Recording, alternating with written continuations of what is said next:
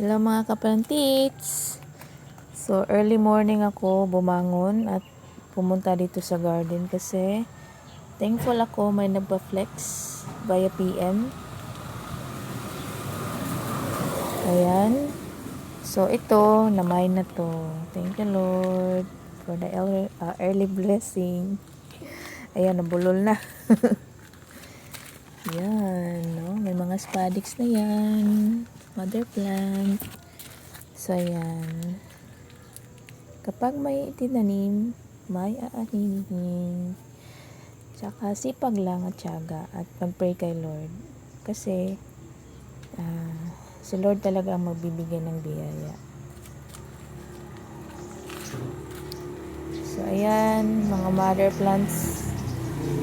Yung maliliit, soon.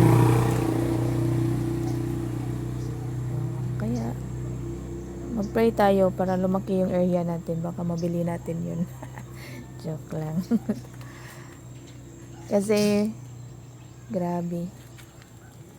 Grabe talaga.